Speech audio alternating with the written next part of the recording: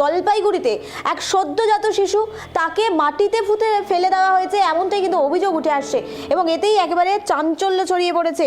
জলপাইগুড়ি জেলার ঘটনা, যেখানে নবজাতককে খুন করার অভিযোগ উঠে আসলো, পলাতক মা, এমনই চাঞ্চল্যকর অভিযোগ। আরো বিস্তারিত জানবো, টেলিফোন লাইনে রয়েছে প্রতিনিধি শুভশ্রী।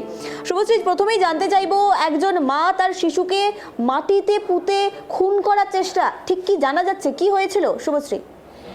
একেবারে দেখো, এই নৃশংস ঘটনা কিন্তু জলপাইগুড়ির রাজাডাঙ্গা পঞ্চায়েতের যে উত্তর মাঝগ্রাম খালধুরা গ্রাম রয়েছে সেখানকার ঘটনা। আজকে সকালেই কিন্তু সেখানকার গ্রামবাসীরা দেখেন যে এই অভিযুক্ত যে রেজিনা বেগম, তিনি তার নিজের সদ্যজাত পুত্র সন্তানকে কিন্তু কার্যত মাটির নিচে পুঁতে পাতের চাপা দিয়ে তাকে পুঁতে ফেলার চেষ্টা করছিল এবং তখনই কিন্তু এলাকায় শোরগোল পড়ে যায় এবং সেই মুহূর্তে কিন্তু রেজিনা বেগম সেই বাচ্চাটিকে ফেলে সেখান থেকে পালিয়ে যায়। এবং যেটা জানা যাচ্ছে যে তার যে হাজবেন্ড, তিনি রিয়ারুল হক, তিনিও কিন্তু কাজের সূত্রে এখন বাইরে রয়েছেন। কাজেই তাদের দুজনের মধ্যে কারোর সঙ্গে কিন্তু যোগাযোগ করা সম্ভব হয়নি এবং সাথে সাথেই কিন্তু সেখানে ক্রান্তি ফাঁড়ির ওসি পৌঁছে যায় এবং পুলিশ বাহিনী পৌঁছয় এবং সেখানে গিয়ে সেই বাচ্চাটিকে উদ্ধার করা হয় এবং ততক্ষণে কিন্তু সেই বাচ্চাটি মৃত অবস্থাতেই পাওয়া গিয়েছে এবং ইতিমধ্যেই ময়নাতদন্তের জন্য পাঠানো হয়েছে। এর পাশাপাশি এই খুনের মামলা রুজু করেছে পুলিশ এবং যে নৃশংস ঘটনা ঘটেছে সেটা যে একেবারেই রেয়াতযোগ্য নয় সেটা কিন্তু কড়া ভাষায় জানিয়েছে সেই ক্রান্তিকারীর ওসি কেটি লেপচা এবং দ্রুত কিন্তু এই রেজিনা বেগমকে খুঁজে তাকে গ্রেফতার করা হবে এমনটাও জানা গিয়েছে। তবে এখনো অবধি তার তল্লাশি চলছে। তবে এই যেটা জানাচ্ছে স্থানীয়রা, তিনি কিন্তু এই গর্ভাবস্থার ঘটনাটিও স্থানীয়দের কাছে স্বীকার করেনি এবং যে আশাকর্মীরা আছে সেখানে প্রেগন্যান্সি টেস্ট করার সময় তিনি কিন্তু প্রস্রাবের বদলে জল দিয়ে প্রতারণা করেছিল এমন অভিযোগও উঠে আসছে। এছাড়াও স্থানীয়দের কাছ থেকে যেটা জানা যাচ্ছে, হয়তো আর্থিক চরম সংকট কিংবা মানসিক কোনো সমস্যা রয়েছে কিনা।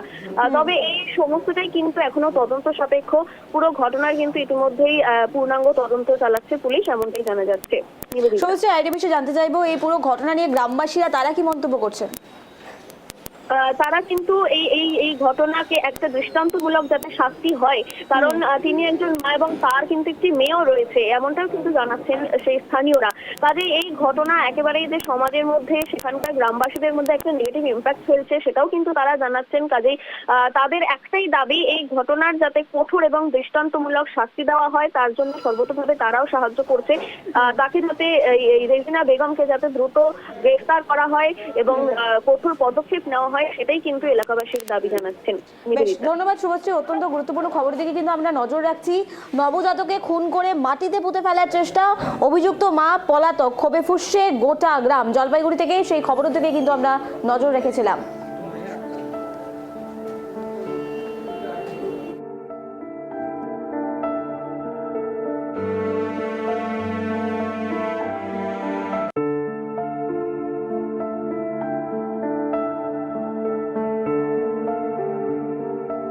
সকালে উঠে তো আমি রাস্তা দিয়ে যাচ্ছিলাম, যাওয়ার সময় দেখতেছি যে ও কিছু একটা পুঁতে রাখতেছে। তো গিয়ে আমি দেখতেছি তো বাচ্চাটা মারার পরে ওখানে রাখতেছে। মানে কেমন করে বাড়ি থেকে দেখছিলেন কি? মানে বাড়ি থেকে, আমি যখন বাড়ির থেকে রাস্তা দিয়ে যাচ্ছিলাম জমি বাড়ি, তো তখন মানে আমার চোখে পড়লো এমনটা যে ও কিছু একটা রাখতেছে এখানে। তো তখন গিয়ে দেখতেছি এরকম বাচ্চারা। কি মনে হচ্ছে, ও কি নিজে মেরে ফেলছে নাকি? মনে হচ্ছে যে মানে নিজে মারছে।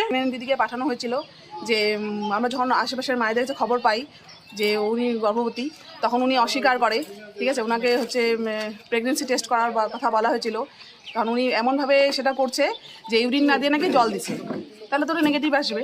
তখন কোনো কিছু জানায় না, বলে আমার নাই, তোমরা অন্য কথা, লোকের কথা শুনে আসো, আমার কথাই তো বিশ্বাস করবা, একটা কথাও সত্যি কথা বলে না। তো আজকে যখন আমরা ফিল্ড ভিজিটে আসছি, গেলাম সেই বাড়িতে,